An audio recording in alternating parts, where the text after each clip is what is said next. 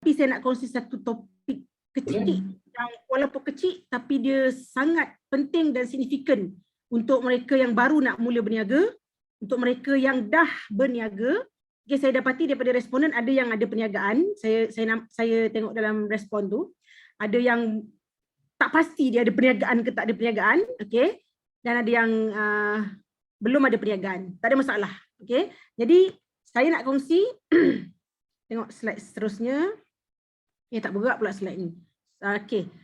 Tentang semuanya penting atas talian sekarang ni. Saya nak bawa tuan-tuan dan puan-puan ke masa realiti sekarang ni. Semuanya tentang atas talian, dalam talian. Okey.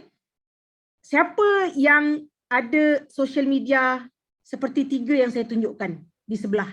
Bagi mereka yang ada perniagaan dan yang nak yang telah memula perniagaan, yang mungkin ada perniagaan, dia ada Facebook page, dia ada Instagram business, dia ada TikTok business. Cuba angkat tangan. Depan tuan-tuan dan puan-puan tu ada butang, boleh raise hand. Ada gambar. Cuba nampak tak depan tuan-tuan dan puan-puan tu? Boleh raise hand. Boleh angkat tangan. Saya tak nampak sebab saya tengah bercakap. Saya nak tengok siapa yang raise hand. Oh, tak ada orang raise hand ni. Ada tak siapa-siapa yang ada Facebook page, dia ada TikTok account untuk business dan dia ada Instagram business. Okey, siapa yang ada? Kena jawab dekat chat box.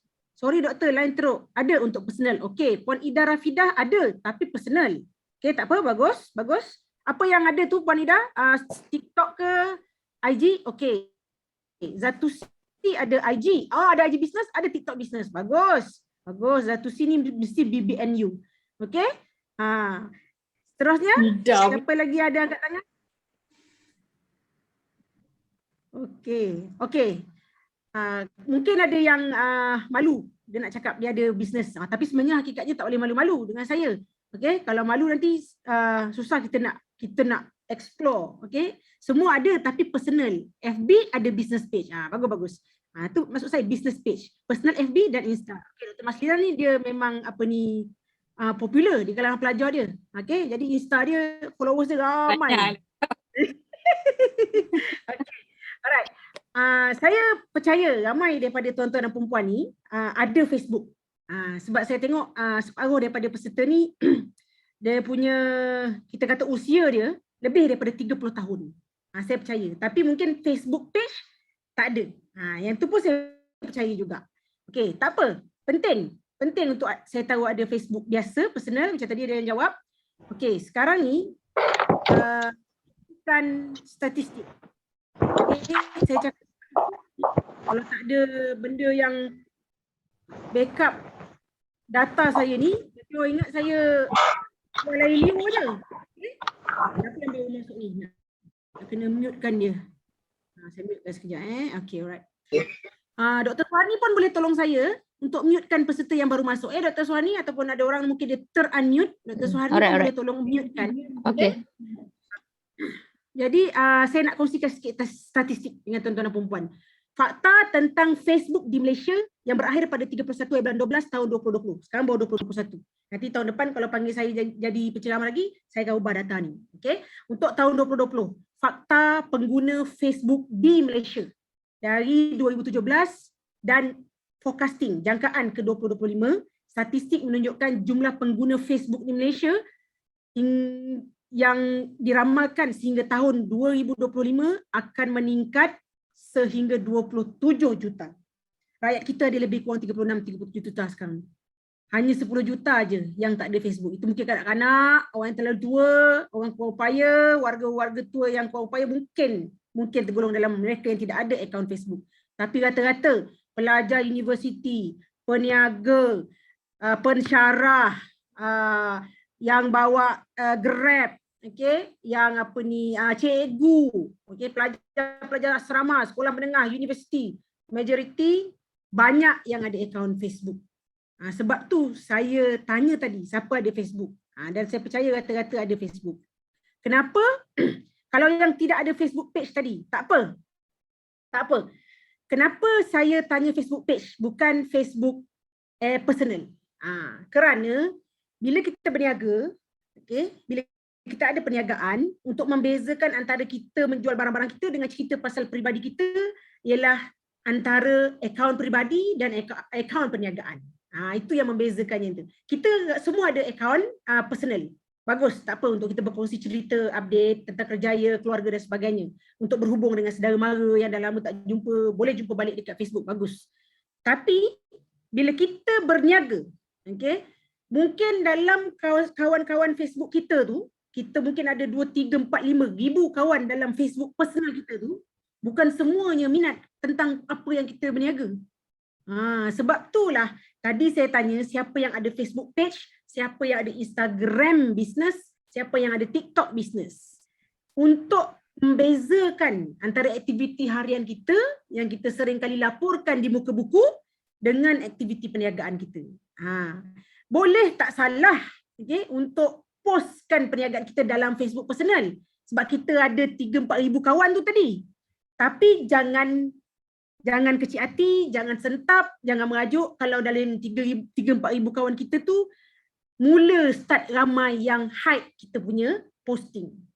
Sebab saya cakap tadi tak semua orang dalam list kawan kita 3-4 ribu tu suka pasal bisnes, suka pasal produk kita. Sebab dia mungkin kawan dengan kita sebab kita kawan sekolah lama. Dia nak tahulah kita ni anak dah berapa, sekarang kerja mana. Okey, cukup. Tapi tidaklah sampai hari-hari kita post pasal kita punya produk. Hari-hari kalau kita menjual tudung, hari-hari kita mengeluarkan produk kita tudung berkala-kala. Kala-kala ada 100.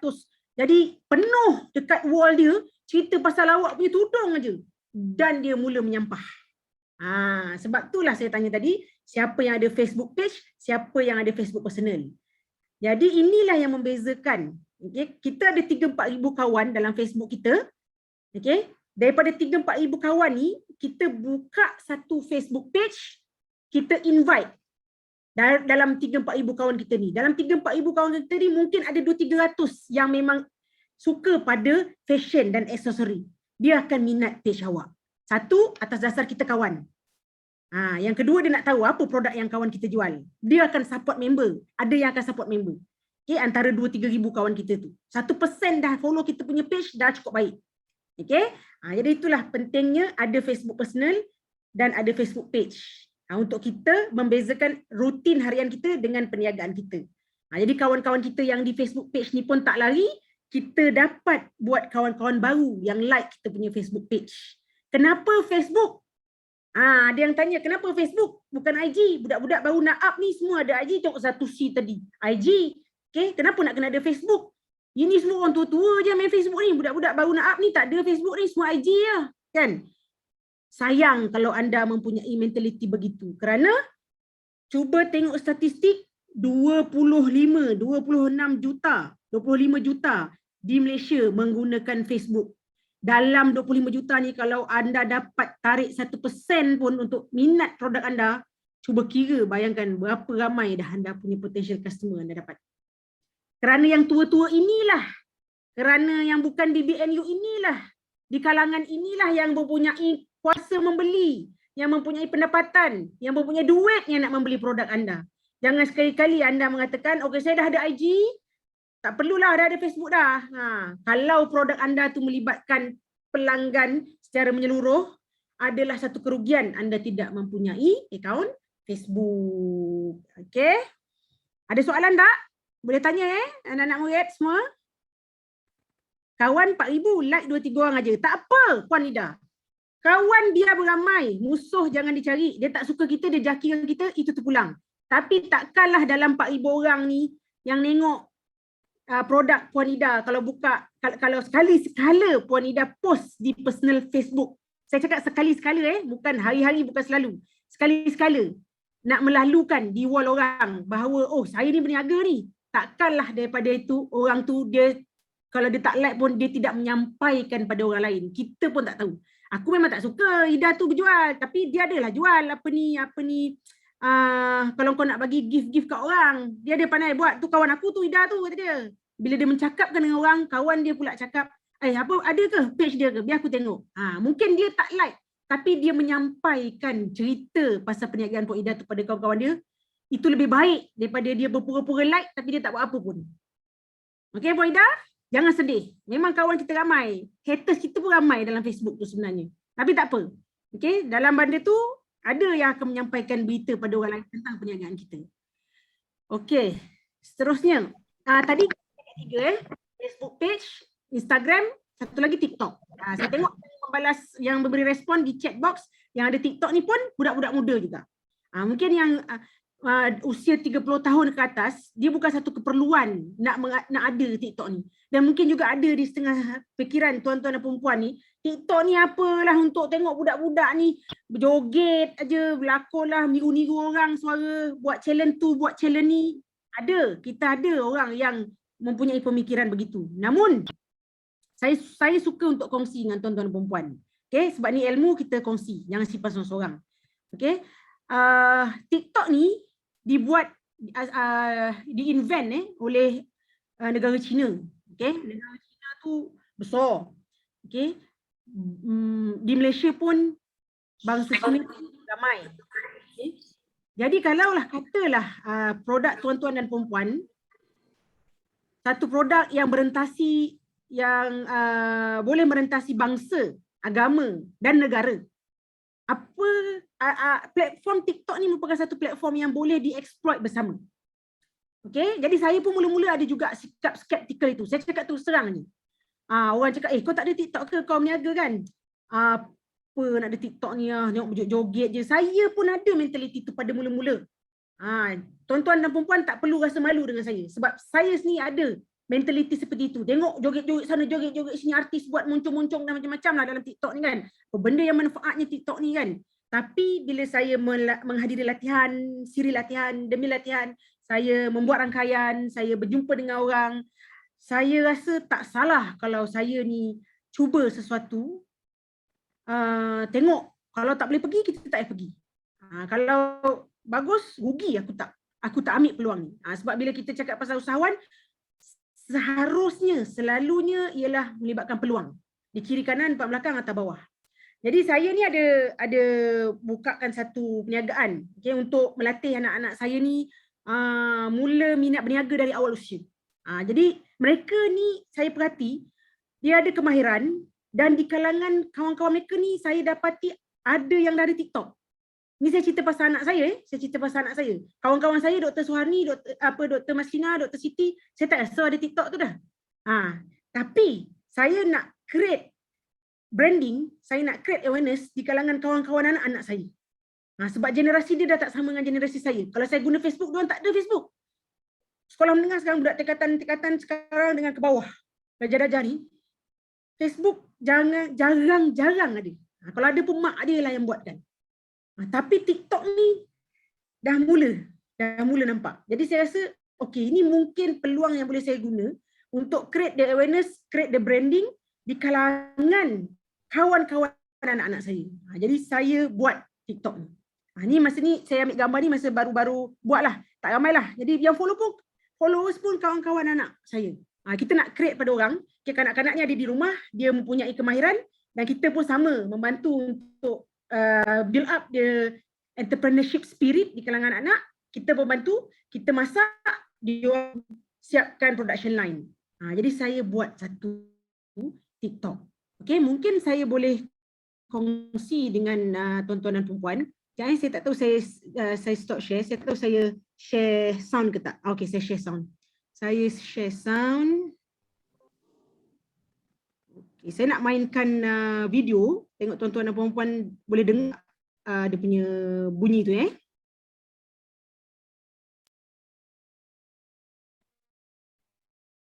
Okay, boleh dengar?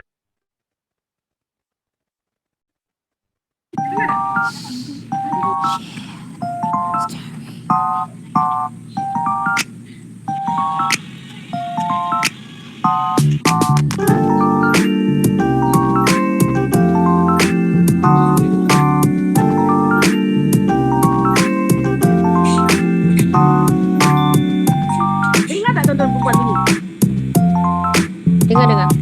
Okay, itu satu.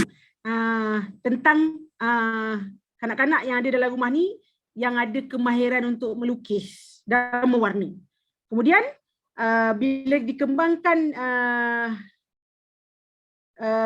cabang keusahawanan tu, kita turun padang, kita bantu untuk memasak dan mereka terlibat di production line untuk value added dan sebagainya.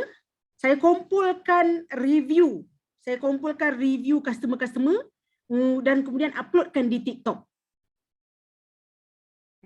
Sekejap sorry.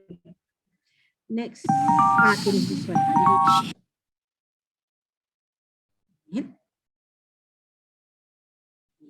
Tak play. Alah, kenapa dia tak play? Alamak, media not found pula. Tak apa. Seterusnya. Next. Okay, tadi mungkin ada di dalam pemikiran kita, okay, yang mengatakan bahawa TikTok ni hanya untuk hiburan aja. Macam mana kata dia kan? Mungkin salah satu daripada video promosi produk ni boleh mengubah stigma yang ada dalam pemikiran kita. Kenapa dia ke sini pula? Saya nak play ni.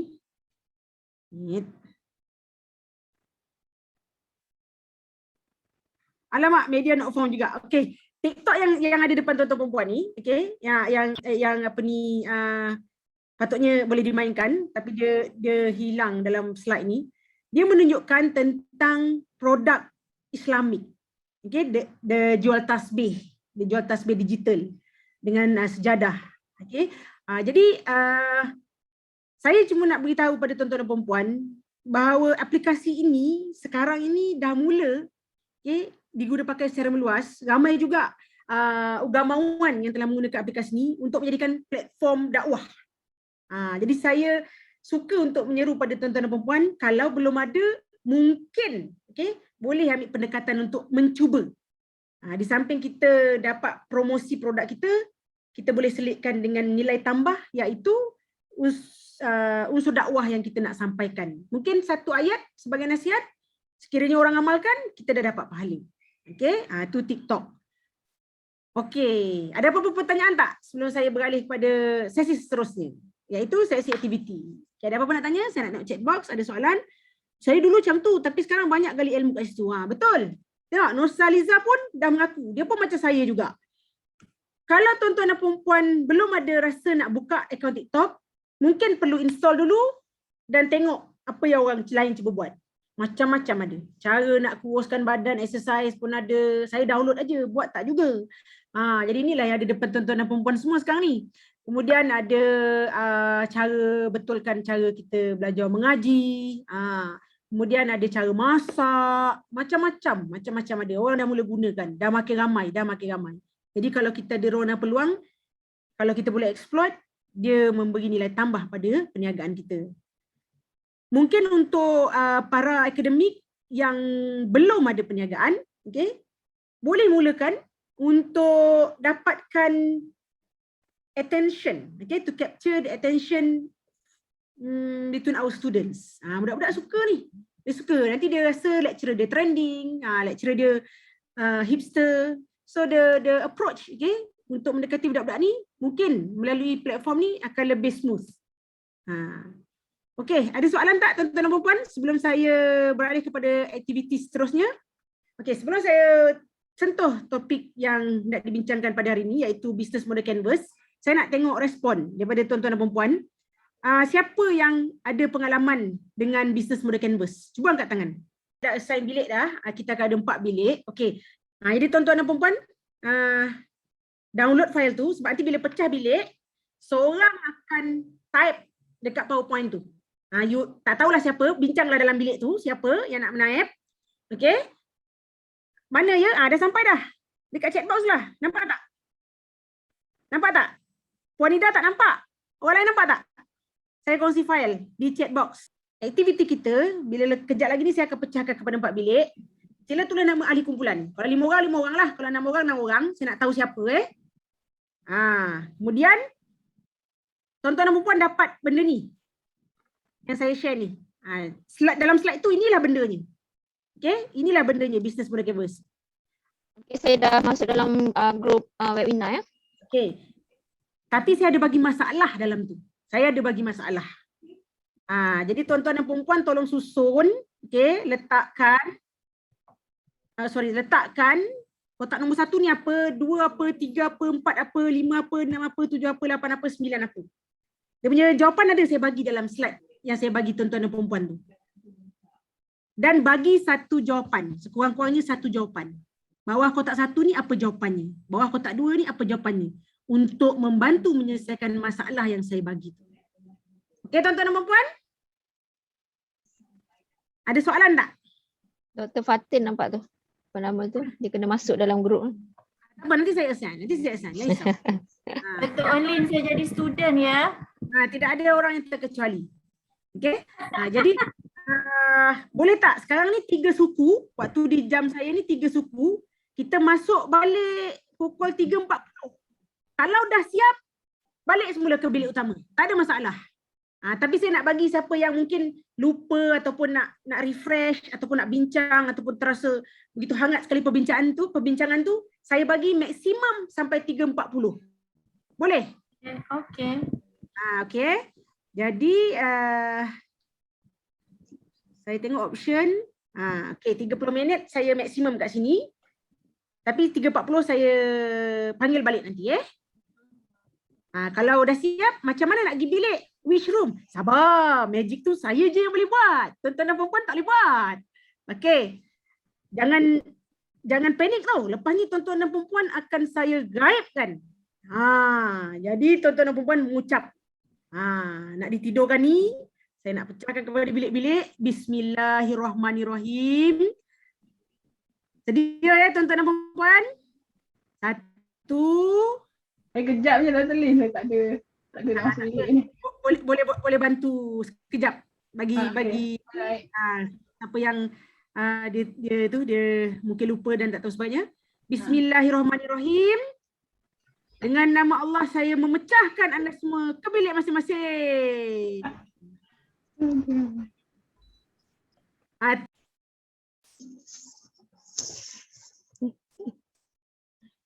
Okey, Assalamualaikum. Waalaikumsalam. Okey. So, apa disuruh tadi Buat itulah business model canvas. Okey. Isi je kan dia punya tajuk-tajuk tu. Apa kita ada kat sini Niza, Puan Niza, Puan Miza. Puan Niza dari mana ya, Puan Niza? Saya daripada Sungai Busu. Daripada Sungai Busu. Alhamdulillah. Okey, Puan Miza daripada Sungai Busu juga atau student? Tak, saya daripada Bangi. Oh, daripada Bangi. Saya duduk Bangi. Pelajar ke atau macam mana? Saya bekerja di Mega Klinik Zahran. Okey, masya-Allah. Okey. Jadi sebab saya moderator tadi kan. Okay. Kita ada 5 orang kat sini termasuk dia saya, Dr. Maslina daripada Kuliah Ekonomi, Dr. Swaniza pun daripada Kuliah Ekonomi. Jadi kita ada Puan Niza dan Puan Miza Okay, alhamdulillah. Alright. Jadi memang Mas tak pernah ada tak belajar BMC, ada kan? Tak ada, tak tahu pun. Oh, tak tahu. Okey. Sekarang ni ahli. Okey, tak apa. Ahli tadilah Mas Lina, Swaniza. Siapa lagi tadi? Niza Puan Niza. Cerita nama yang saya nampak dekat skrin Niza. Swani. Alright. Okey. So sekarang ni kita next. Bagi saya save kejap.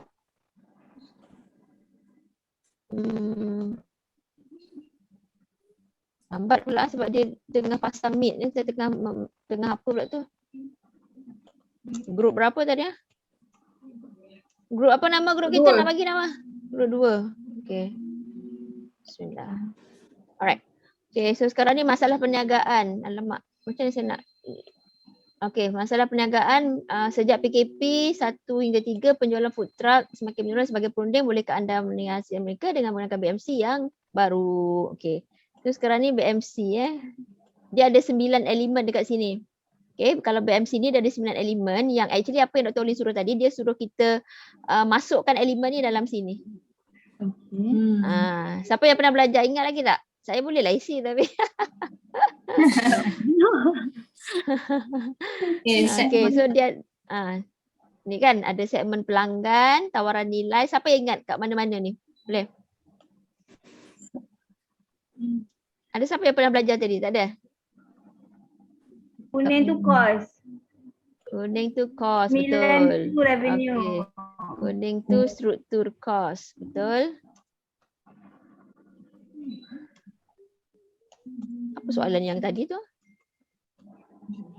Memperkenalkan BMC yang baru. Baru ke? Okey. Aliran pendapatan tadi revenue Ambil balik. Aliran pendapatan. Okey.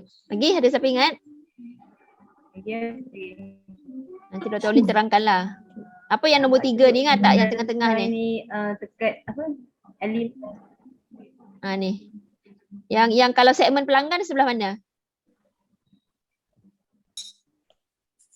Saya bagi tahu lah kalau pelanggan dia dekat sini. Customer. Okey. Okay, ada siapa nak try? Nombor 1 apa agaknya? Dia nombor 3 ni. Nombor 3 ni benda yang kita nak tawarkan kepada pelanggan. Yang tengah-tengah tu. Mana satu? Any idea? Puan Miza? Mana satu perkataan yang kita letak dalam nombor 3? Nombor 3 tadi ialah something yang kita offer. Tawaran nilai ya? Tawaran nilai, betul. Atau dalam bahasa Inggeris dia unique selling proposition lah. Maknanya something yang mesti different daripada kita punya pesaing. Ya. Okey, jadi apa lagi? 4 dengan 5 ni. Jalan kereta kan, budak muda awak dah berapa sewa. Tak, bengkel. Mana datang bunyi tu? Aku tak kereta ni jual. Okay. Alright. Okay, so yang nombor 1 apa? Dia key ni. Dia key. Utama ni semua sebelah sini. Sebelah sini. Key perhubungan pelanggan. Dia bila tukar bahasa Malaysia ni jadi bela sikit. Rakan utama, aktiviti utama, sumber utama. Ni key partner, key resources dengan key activities. Rasanya lah saya pun takut ni. Rasa-rasa key partner kat mana?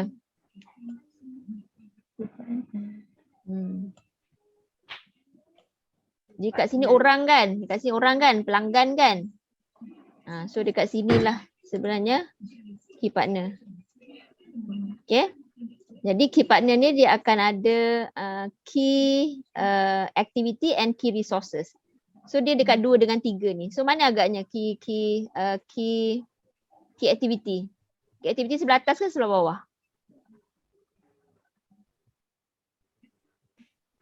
Nak agak bolehlah agak-agak. So Aniza? Kita Google lah dulu dia. Aci tak Google. Aci. Alright. Aktiviti utama Mana? Kat mana? Nombor 2, nombor 3? Nombor 2. Nombor 2. Okay. Sebenarnya ada je kat Google tu. Okay. So kalau ni aktiviti utama, sini adalah sumber. Ya, utama. Okay. So tinggal 4 dengan 7 tu. Apa agak-agaknya? Apa yang kita tak isi lagi? Mesti tentang pelanggan lah kan. Yang belah kanan tu mesti betul. pastikan kan. Okay. Apa dia? Yang tinggal tak ada lagi apa? Yang belum ada.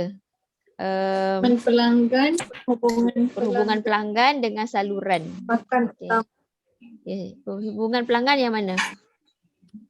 Mana satu antara 2 ni? Nombor 4 apa? Siapa yang dah Google tu? Saluran dulu kot. Saluran dulu ke?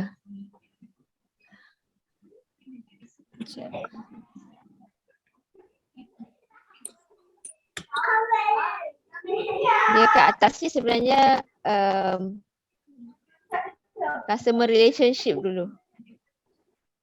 Customer relationship. Okay, jadi apa yang tinggal kat bawah? Perhubungan pelanggan. Okay, yang tinggal kat bawah. Apa lagi satu tadi?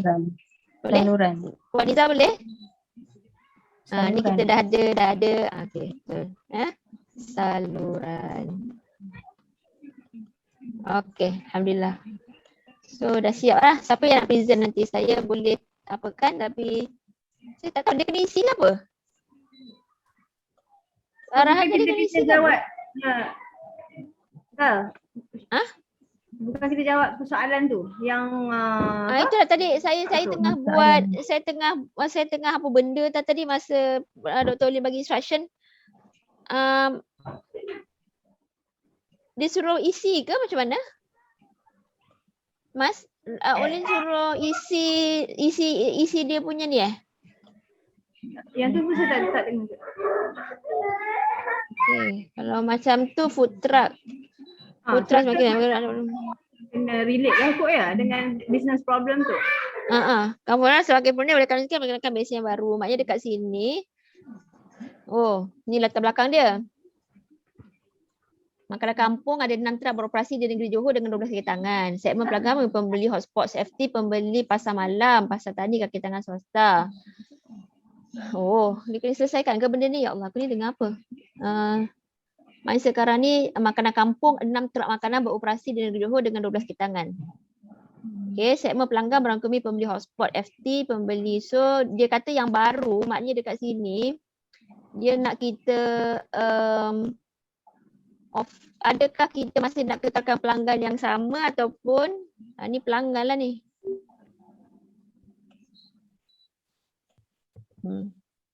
Adakah kita nak pelanggan yang sama ataupun macam mana? Oh ya Robi. Hotspot FT yang saya tahu benda. Pembeli pasar malam, pasar tani, kakitan kerajaan, swasta, JLC. Dapat tak? Ini dia punya segmen pelanggan. Boleh saya dapat? Ini segmen pelanggan yang diberi. Okay. Kalau kan dekat sini ada hotspot FT, pembeli pasar malam, apa semua ni kita masukkan dulu. Okay. Jadi kalau kita tengok dekat sini dia punya key resources apa?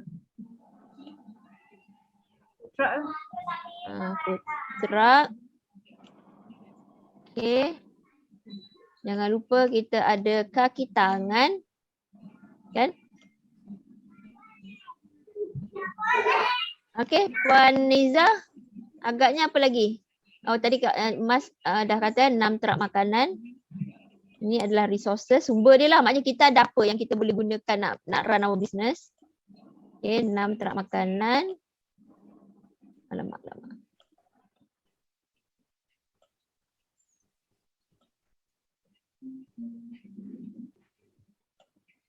Okay. Apa lagi? Dia punya apa yang ditawarkan apa? Apa ni yang okey, apa Makanan kampung. Betul. Tapi ini okey. Tapi ini dia belum nilai dia tahu. Ini barang yang dia jual tapi belum lagi masuk value. Allah.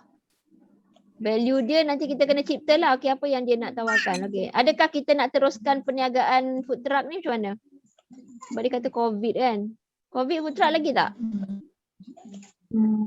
Tak ada. Tak ada, tak boleh Tak boleh. Dia melalui order kita hantar. Macam apa? COD.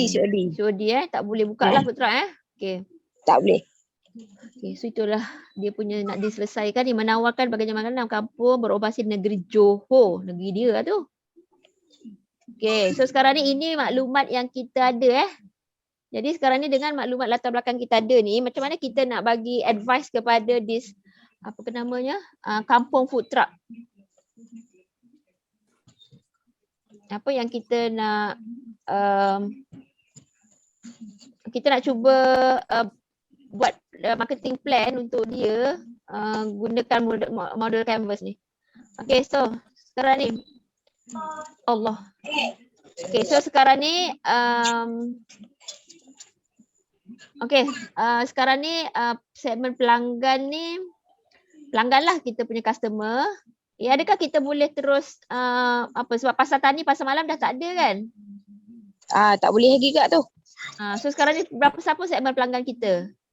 Penduduk dalam kampung tu, dalam kawasan, kalau kat Johor lah. Yang boleh kita COD barang tu. Taman penduduk taman atau kampung. Kan? Johor Johor kita nak ambil mana? Siapa orang Johor kat sini atau orang Johor? Negeri Johor. Ada tak Johor? Macam sekarang ni kaki tangan kerajaan swasta boleh lagi sebenarnya. Kan? Sebab basically Allah. Sebab orang dah work from home kan? Jadi dia nak cakap macam tu lah. Maknanya sekarang ni siapa kita nak target beli barang kita ni? Okay. Penduduk sekitar lah kan? Penduduk sekitar tapi dia food truck. Okay. Penduduk taman kampung, mungkin frontliners ke kot kan? Sempat ke dia makan Apa lagi yang kita boleh target? Hotspots FT ni apa? Tahu tak apa benda hotspots FT ni? Kawasan-kawasan yang biasanya dia orang park the food truck tu. Contohnya hotspots food truck. FT tu food truck. Ya Robby. Maksudnya memang khas kita tahu kawasan tu memang ada food truck. Okay, so sekarang ni kita tak boleh lah letak lagi ni kan. Sebab dah tak ada dah hotspot food truck, tak boleh.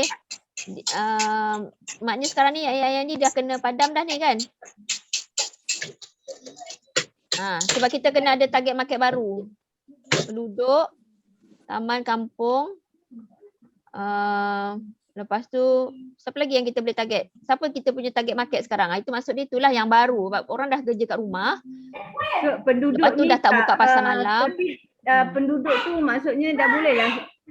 Ya Allah, sorry lah. Penduduk ni maksudnya dah boleh luaskan skop tu bukan Sungai Pusu je lah kan? Kita kat Johor. Johor ke mana? Sorry. Yang ni Tadi kat Johor kak, bukan Sungai Pusu.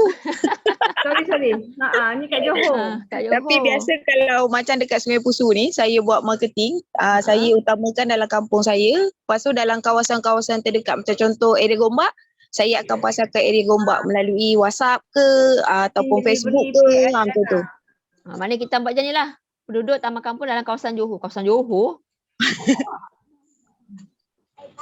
Yelah, mungkin boleh letak lah kot. Siapa yang kita nak target? Johor Baru ke mana? Johor JB lah kot. Sekitar JB lah kot. Sekitar JB lah, senang aku tahu JB je sebenarnya, tak tahu lain. Kawasan perumahan lah. Kita ambil sekitar JB sebab dia apa namanya tu? Sebab ni sebab dia kerja kat rumah kan. Kalau kampung mungkin dia masak sendiri ke kan. Jadi ni orang kerja kat rumah sibuk, dia memang kerja dia order makanan je lah macam kita orang ni. Betul tak Mas? Betul. Dalam kawasan taman ni pun memang orang taman rajin beli ni. Kan dompet masak dah. Okey, penduduk taman kampung sekitar JB. Okey. Bekerja di rumah lah kan. Okey, kita biar dulu. Okey. Siapa kita punya apa pelbagai jenis makanan kampung apa yang kita boleh offer? Lunch box. Makan tengah hari, lepas tu kuih-kuih ke. Apa yang petang, kita tawaran nilai ni kita punya selling proposition. Apa yang kita unik daripada orang lain? Sedap, berkhasiat. Apa? Autentik. Makanan kampung kan, boleh kata pelbagai makanan kampung. Variety. Pelbagai. Kalau kampung apa dia punya kata sifat macam apa? Pelbagai pilihan. Lepas tu orang tak ada duit sangat kan? Sihat kot kan? Sihat ke? Kita nak kata autentik apa asli? Asli. Kan? Homemade. Bandai, homemade. Lagi apa nama itu? Convenient kita nak kata? Delivery, kita nak bagi delivery tu. Jimat. Apa? Mampu. Harga mampu milik apa? Affordable apa? Mampu milik. Bajet. Mampu milik macam kelakar pula, mampu harga berpatutan. Harga berpatutan. Lagi apa? Asli ni kita buat kampung lah tu, rasa kampung. Perisa kampung boleh apa? Makanan Macam kampung. kita nak describe kampung. Dia nak kata authentic tu sebenarnya. Makanan kampung. Okey, lagi apa? Boleh cakap Macam ya. mana Aku saya tak tahu siapa macam cakap kita ni. offer. Bang, saya bantu Apa? dah lah. Miza boleh apa nama tu? Cakap je. Tak apa. Apa lagi? Apa lagi nilai yang kita ni? Kita nak kata delivery tu. Duduk di rumah. Allah. Duduk diam rumah kami hantar. Apa sampai depan rumah. Betul kayak tu. Kami hantar sampai depan rumah. Macam tu. Penghantaran hingga depan pintu rumah anda. Okay. Aku boleh.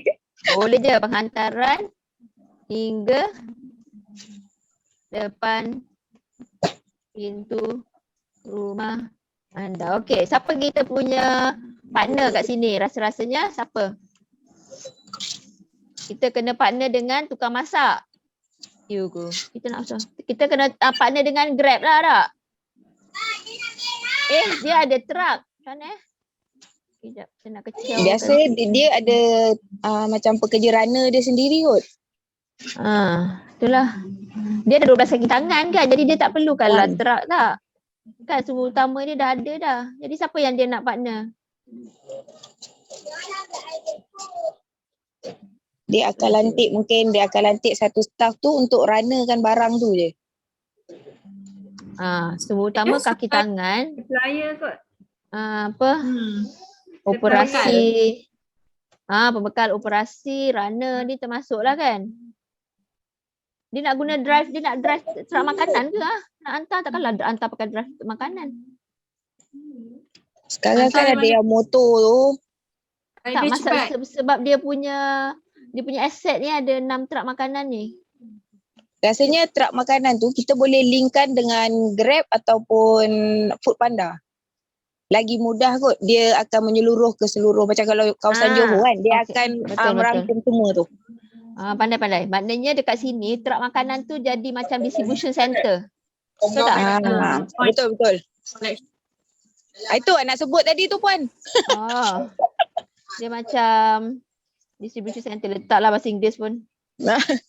Sekarang kan mudah kan, kita boleh link dengan Grab, dengan Foodpanda. Okey, siapa nanti nak cerita, nanti Puan Niza boleh kot kan? Present. Nanti saya sampuk-sampuk. Nak cakap tu lah tak kerti. Tak apa nanti saya sampuk. Idea boleh. Saya present macam tak aci pula. Okay. Bagilah orang lain kat dalam ni kan ramai lagi. Alamak, ada kenapa ni? Alamak, ada. Dia dah panggil Kurang lagi 9 minit Puan. 5 second kat pertama.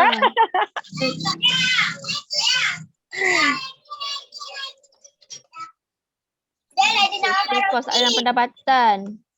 Apa tu? Lunchbox. Hubungan pelanggan apa point?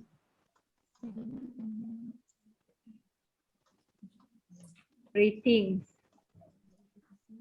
Coupon. Itulah kot yang Facebook lah apalah. Per review. Facebook, Insta. Apa lagi dah? TikTok saluran, itu saluran, sorry. Aduh. Tadi sebanyak kan tak payah isi tu yang macam lambat dekat mula-mula tu. Rasa diterbangkan daripada satu tempat ke tempat yang lain. Ibu anda berada di bilik lain. Macam itulah keajaiban yang bukan semua orang dapat nikmat tu nak kongsi sama-sama. Ini kelebihan sikit yang diberi ni. Kita guna di semua dah masuk balik dalam bilik, saya pasti. Okay. Saya suka untuk kita belajar sama-sama. Maksudnya saya boleh je nak bagi cerita-cerita tapi tak best. Saya rasa tak best. Jadi saya tadi minta tuan-tuan dan perempuan buat, lepas tu kita go through sama-sama. Jadi kita belajar, kalau yang silap kita belajar, okey ni silap, lepas ni jangan buat lagi. Okey, macam tu. Kita ada kumpulan pertama tak? Kumpulan pertama, wakil kumpulan pertama. Kalau boleh minta sharekan skrin jawapan tadi boleh? Kumpulan satu tadi kumpulan Dr. Fatin tadi, tapi Dr. Fatin kejap je. Siapa lagi kumpulan satu tadi? Saya kot. Boleh share screen tak Intan? Boleh jap. Cuba. Tapi tak siap. Tak apa, memang saya tak expect siap. Sebab tu kita together. Kalau nak suruh siap, saya pergi Tesco kejap tadi. Balik Tesco pun belum tentu awak siap juga tadi. Sebab dekat je dengan rumah saya. Okay. Jadi hari ini saya diberi tanggungjawab untuk kongsi dengan tuan-tuan dan puan tentang business model Canvas. Okay. Kenapa business model Canvas? Kenapa tiba-tiba dia jadi nasi ayam cincang Tadi saya bagi masalah pasal kampung food truck, tiba-tiba dia jadi nasi ayam cincang. Ini yang masalah ni kalau kita punya kelas online kan. Masalah bagi kampung food truck, tiba-tiba dia jadi BMC nasi ayam cincang. Okeylah. Cincai lah, boleh lah Okey. Yang pertama sekali, kenapa business model Canvas? Kenapa YSM flagship panggil saya untuk bincang pasal business model Canvas? Banyak lagi benda lain kita boleh bincang tentang perniagaan ni. Tapi kenapa business model Canvas?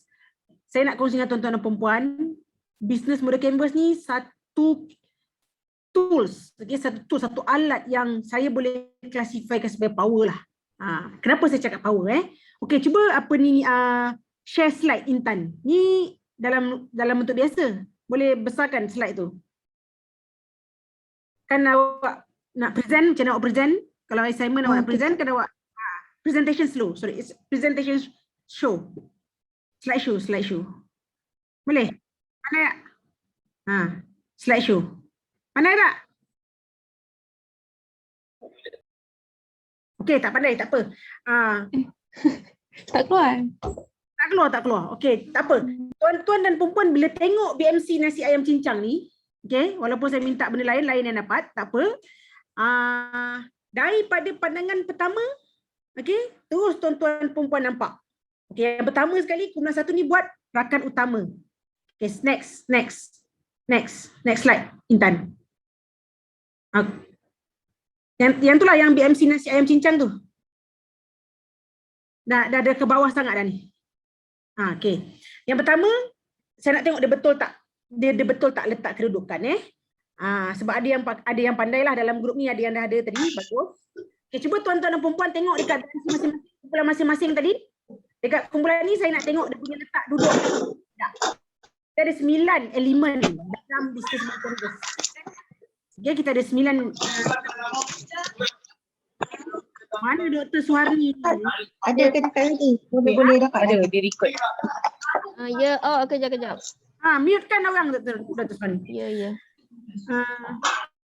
Yang pertama rakan utama. Okey, betul. Okey, tuan-tuan dan puan tengok kumpulan masing-masing. Pula. Kotak hijau rakan utama. Betul tak? Kalau tak betul, betulkan. Kumpulan ni saya jadikan benchmark untuk tentukan elemen ni betul ke tidak, kedudukan dia. Yang pertama rakan utama, betul. Yang kedua aktiviti utama, betul. Yang ketiga tawaran nilai, betul. Yang keempat perhubungan pelanggan, okey, betul. Yang kelima segmen pelanggan, betul. Yang keenam sumber utama, betul. Yang ketujuh saluran, betul. Yang kelapan struktur kos, betul. Yang kesembilan aliran pendapatan, betul. Jadi kalau kumpulan 2, 3 dan 4 tadi ada buat kesilapan dari segi susun atau betulkan dulu sebelum pancarkan balik kat sini Kang. Saya panggil kumpulan 2, kumpulan 3, kumpulan 4. Kita belajar kita belajar. Saya nak kita belajar sama-sama. Okey. Kena restructure ke dia punya. Kalau salah, kalau kumpulan 2, kumpulan 3, kumpulan 4 salah letak tadi, betulkan. Okey. Shavella, can you do for our kumpulan please? Siapa yang diarahkan untuk menaik tadi, minta dia betulkan. Okey. Jadi dalam DMC ni kita ada 9 elemen. Inilah yang depan tuan-tuan dan perempuan ni, yang kumpulan 1 buat ni, dia atur kedudukan tu betul. Saya saja je bagi dalam aktiviti ni, saya saja je bagi tuan-tuan dan perempuan dalam slide 5 tu. Kalau boleh turunkan Intan. Yelah, nombor dia lain daripada yang biasa tu. Saya saja. Jadi lurus betul, ikut aja nombor tu. Kenapa ada susun? Kalau pengikut yang jujur, dia tak kira lah tok guru dia betul ke salah, dia ikut aja. Jadi itulah penghulu dia, tok penghulu dia tak betul lagi. Jadi tak apa, kita belajar sama-sama. Okey, naik balik Intan. Naik balik slide 4 Intan. Jadi Jadi ada yang peka dan ada yang alert, mungkin dia dah belajar juga dalam Dia pun tak betul. ini. Dia tak ikut apa yang saya bagi tu. Dia tahu saya bagi tu saja je, strict tu. Jadi yang betulnya ini yang kumpulan 1 buat. Nombor 1 rakan utama, nombor 2 aktiviti utama, nombor 3 tawaran nilai, 4 hubungan pelanggan, 5 segmen pelanggan, 6 sumber utama, 7 saluran, 8 struktur kos, 9 aliran pendapatan. Saya pun tak ingat sangat. Tak apa. Biasanya saya biasalah yang kebiasaannya memang kita tengok business model canvas ni dalam bahasa orang putih. Mungkin yang tuan-tuan dan perempuan biasa tengok ataupun pernah buat, pernah belajar dalam bahasa Inggeris. Tapi saya diberitahu oleh pihak penganjur, program kita pada hari ini menggunakan bahasa Melayu sebagai bahasa pengantar. Jadi saya pun buatlah business model canvas ni dalam bahasa Melayu. Itu yang huru-hara tu. Yang kumpulan 2, kumpulan 3, kumpulan 4 tadi kan. Kalau bahasa Inggeris mungkin dia lebih cekap lagi. Tapi tak apa. Okey, terima kasih. Sekejap saya tengok sekali limbas. Okey, bagus. Simpan dulu kumpulan 1. Kita tengok kumpulan 2 punya pula. Okey, kumpulan 2. Sila kongsi. Ada wakil tak kumpulan 2? Kumpulan 2 Dr. Suharni tak silap saya. Kejap Siapa wakil? Siapa yang buat slide tadi? Saya lah. Dialah pengacara majlis, dialah yang jaga sound, dialah yang buat slide. Dia Biasa saja. Sebenarnya ada sedikit saya pun tadi tengah buat benda apa entah kan, tak dengar arahan. Jadi ingatkan isi tajuk je. Jadi macam Tak isi dalam. Tak apa, tunjuk isi kan. tapi basically last minute baru isi lah. Tak apa, tak ada masalah. Okay. So tuan jangan tolak markah ya Dr. Lee, kita nampak ini. Okay. Okey.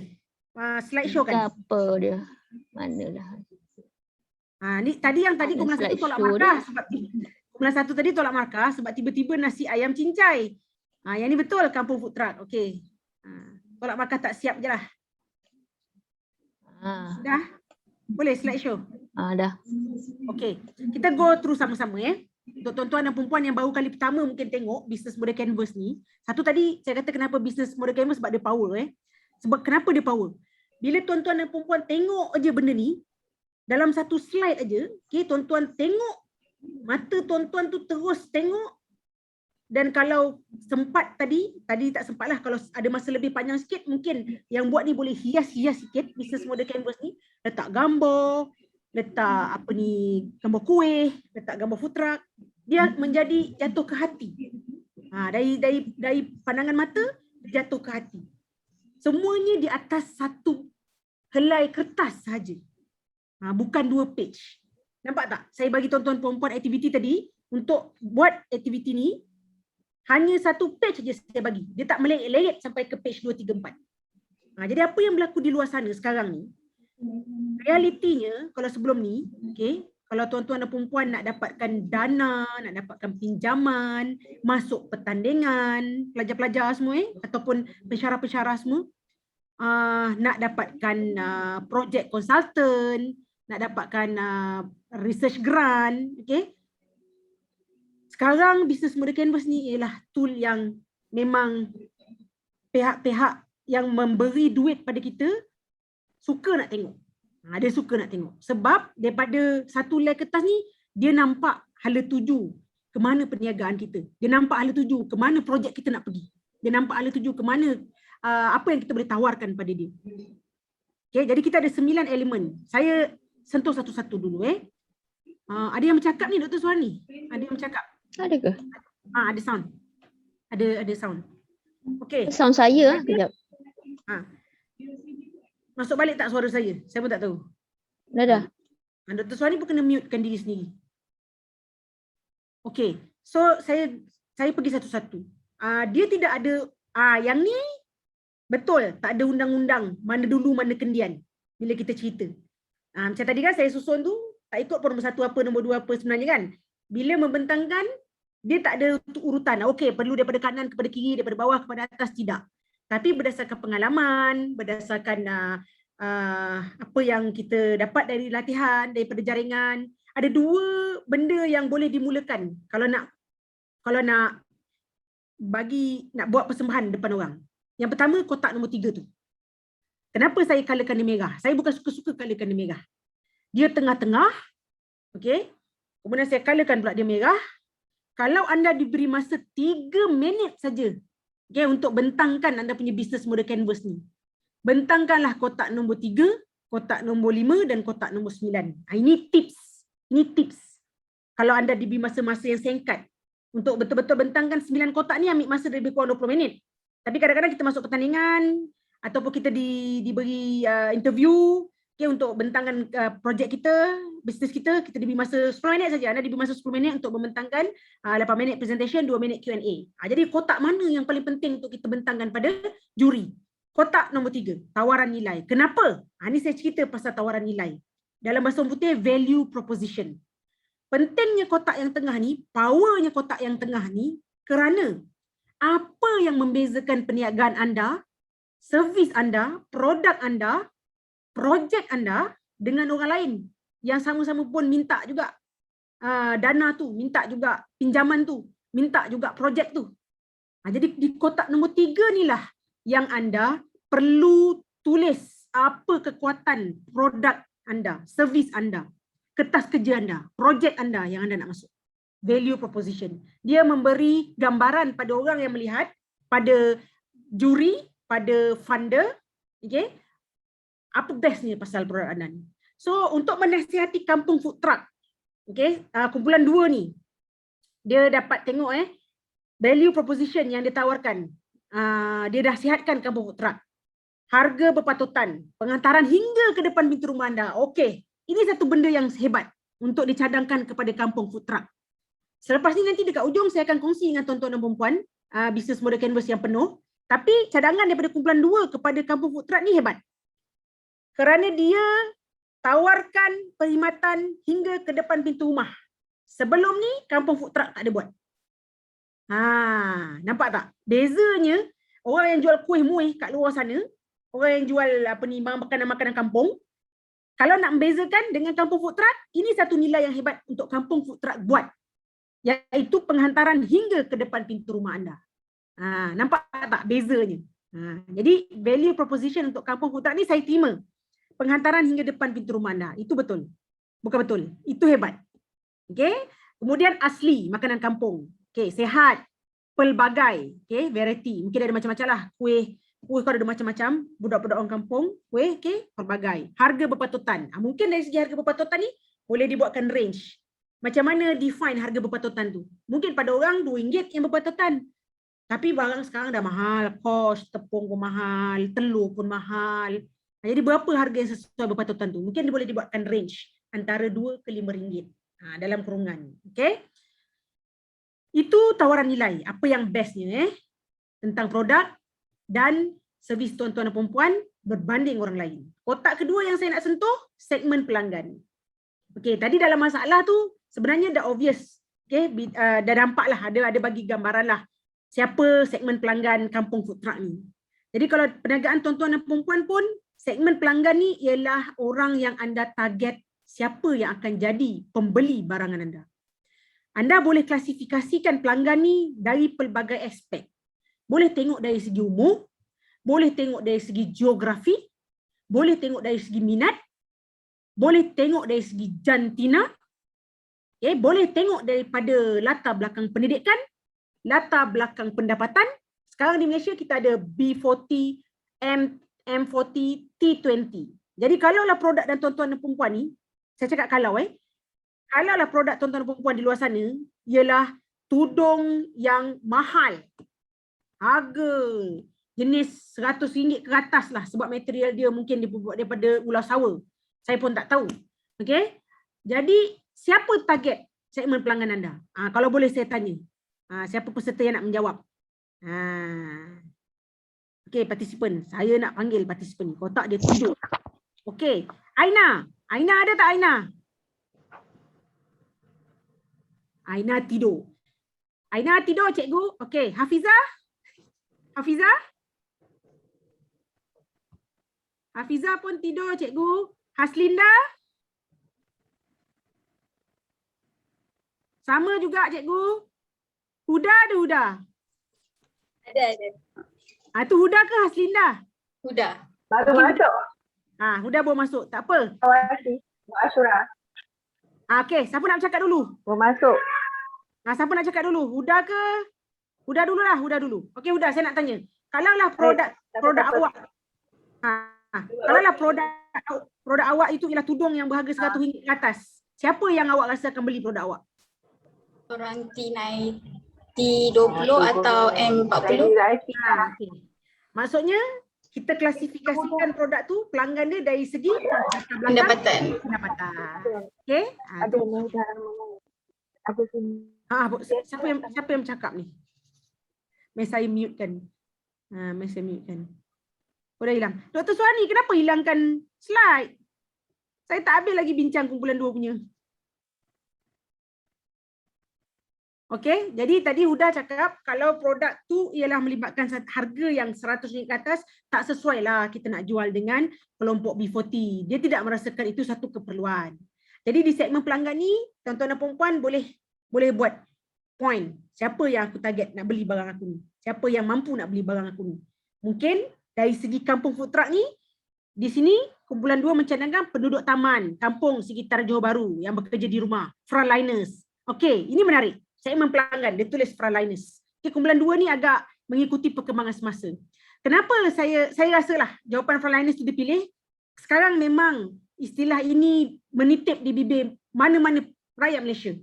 Okay? Jadi kampung food truck merupakan perniagaan yang boleh menawarkan perkhidmatan mereka, produk mereka kepada frontliners. Jadi frontliners ni dia jadi satu kumpulan.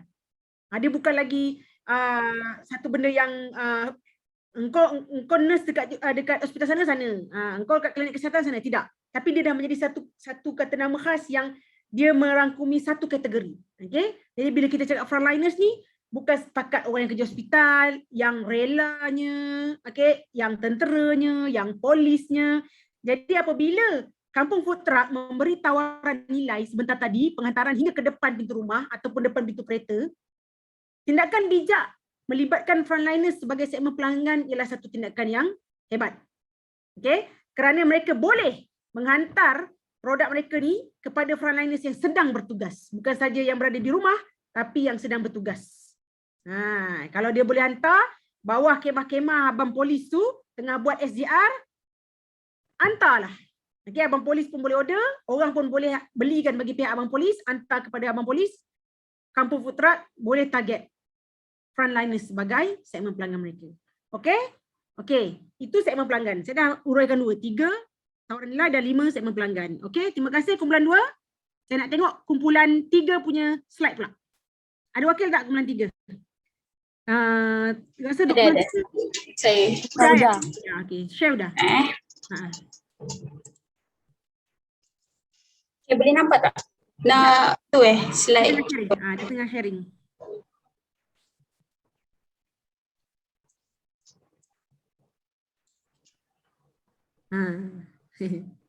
Okey, terima kasih Huda.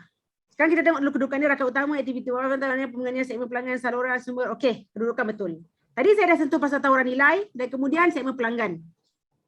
Okey, sekarang saya nak sentuh tentang kotak nombor 9 iaitu aliran pendapatan. Ini saya cerita dulu 3 kotak yang utama. Kalau tuan-tuan dan perempuan diberi masa yang pendek untuk membentangkan bisnes model canvas, utamakan 3 kotak ini dulu. Yang pertama tadi tawaran nilai, kenapa? Sebab ia penting nak membezakan perniagaan tuan-tuan dan perempuan dengan orang lain. Okay, nak membezakan projek yang tuan-tuan dan perempuan masuk dengan pentender-pentender lain. Okay, kenapa segmen pelanggan penting? Sebab dia nak tengok siapa yang awak target. Ke awak ni memang sembrono je nak berniaga, ke projek awak ni tak ada hala tuju. Yang ke-9, aliran pendapatan. Dalam bahasa Inggeris, revenue stream. Nama pun aliran pendapatan tuan-tuan dan perempuan. Maksudnya, macam mana duit tu nak mengalir aja masuk ke dalam akaun kita, masuk dalam beg duit kita, masuk dalam dompet kita, masuk dalam tabung kita. Sebab tu nama dia aliran pendapatan dan kedudukannya terletak di bawah, bukan dekat atas. Okey, tawaran nilai itu tadi letak tengah-tengah. Bila tuan-tuan dan perempuan tengok je pada bisnes model canvas, mata tuan-tuan dan perempuan automatik melihat ke tengah. Jaranglah orang tengok sesuatu kat depan ni, orang tengok TV ke, orang tengok daripada kiri ke kanan, kecuali tengah baca Quran, betul. Baca Quran pun daripada kanan ke kiri, kan. Tapi kebiasaannya kalau kita melihat di hadapan, kita akan tengok tengah. Sebab itulah di tengah-tengah tu kotak tawaran nilai dia letak. Dia tak letak rakan utama kat tengah-tengah. Dia tak letak stok turkos kat tengah-tengah. Okey. Yang kotak ke-9, 8 ke-9 ni dia letak di bawah kerana perumpamaannya seperti sungai.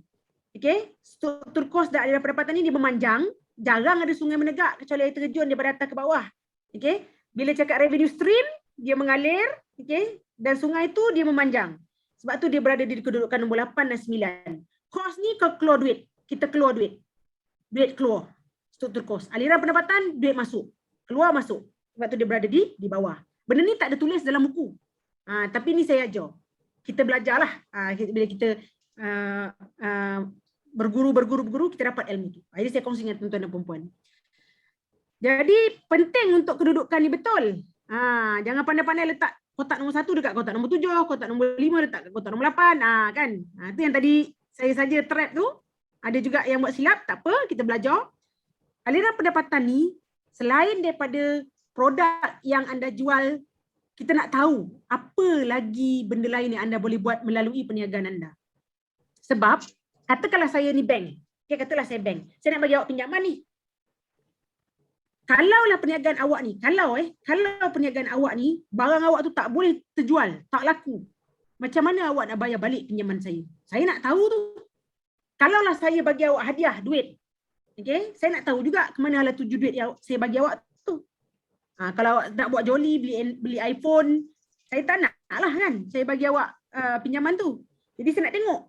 Jadi kat sini, kumpulan 3, dia bagi cadangan kepada kampung food truck. Jualan 1, itu memang punca pendapatan utama, betul. Cas penghantaran. Okey, ini satu cadangan yang baik untuk kampung food truck. Sementara tadi, dalam ni pun ada juga penghantaran rumah ke rumah. Okey. Tapi kumpulan ni menawarkan penghantaran rumah ke rumah melalui perkhidmatan e-hailing. Kalau perkhidmatan e-hailing, pendapatan dia tak dapat masuk ke kampung food truck, kumpulan 3. Dia akan pergi ke syarikat e-hailing. Melainkan syarikat e-hailing tu, syarikat kampung food truck punya e-hailing. Okey. Yang saya tahu apa yang dah ada e-hailing di luar sana, bukan milik syarikat-syarikat tertentu, tapi dimiliki oleh syarikat-syarikat besar seperti Grab, seperti Foodpanda, EasyGo, GoGrab, yang bukan syarikat itu punya sendiri. Tapi kalau kata kumpulan 3 menawarkan penghantaran rumah ke rumah melalui perkhidmatan e-hailing, cas penghantaran itu tidak terdapat, tidak akan masuk ke dalam akaun kampung food truck. Melainkan, okay, seperti kumpulan 2 tadi, dia menghantar perkhidmatan dari rumah ke rumah, dia sendiri yang buat. Dia memang ada dedicate. Nak tanya, silakan. Maksudnya penghantaran tu tak masuk dalam dia punya value for the food truck tu lah. Dalam kes ni, dalam kes kumpulan 3 ni, dalam kes kumpulan 3. Tapi penghantaran tu bukan satu value ke? Saya cuba nak relatekan tau. Sebab sekarang soalan saya, awak cas penghantaran ni macam mana? Ni kalau saya jadi judge awak tulis itu awak punya pendapatan cas penghantaran, tapi saya tengok yang hantar tu e-hailing. Macam mana awak cas penghantaran saya akan tanya macam tu. Jadi macam mana nak jawab? I see. Macam mana nak jawab? Maksudnya kalau dia nak hantar, dia kena hantar sendirilah. Tak jadi masalah. Untuk tawaran nilai ni bagus. Bila anda ada menghantar rumah ke rumah melalui e-hailing, itu ialah tawaran nilai. Bagus. Okey. Mungkin untuk ditambah baik, penghantaran rumah ke rumah melalui perkhidmatan e-hailing / namakanlah anda sendiri punya perkhidmatan e-hailing tu. Okey.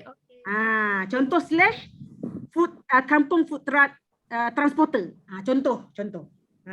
Jadi sebab is it because nanti dia punya e-hailing punya charge tu dia tak masuk dalam part of dia punya income kan? Tidak masuk. Is it because of that yang dia tak jadi dalam tawaran value tu?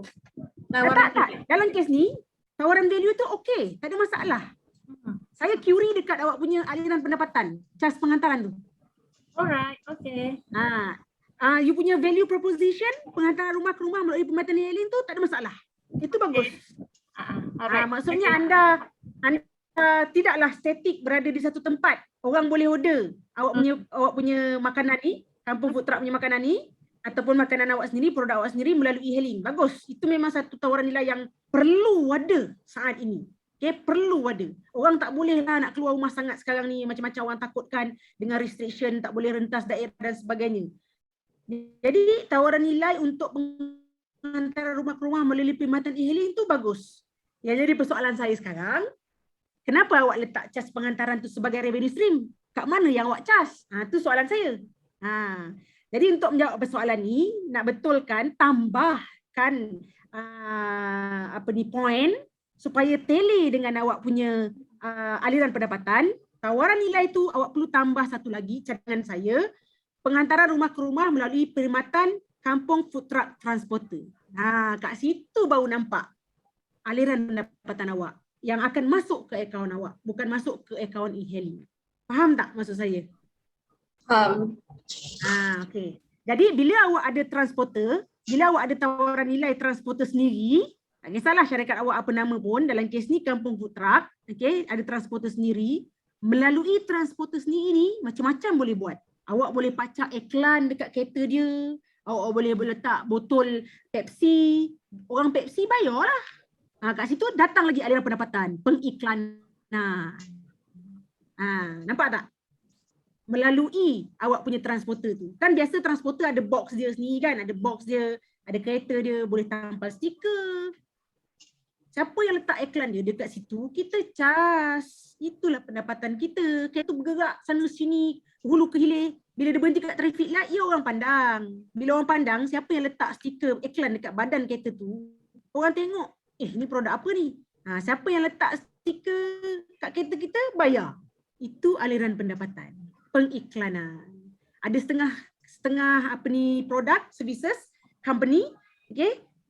Dia tak bergerak pun, dia punya kenderaan tu, dia parking je kat sempang traffic light. Macam as if dia rosak.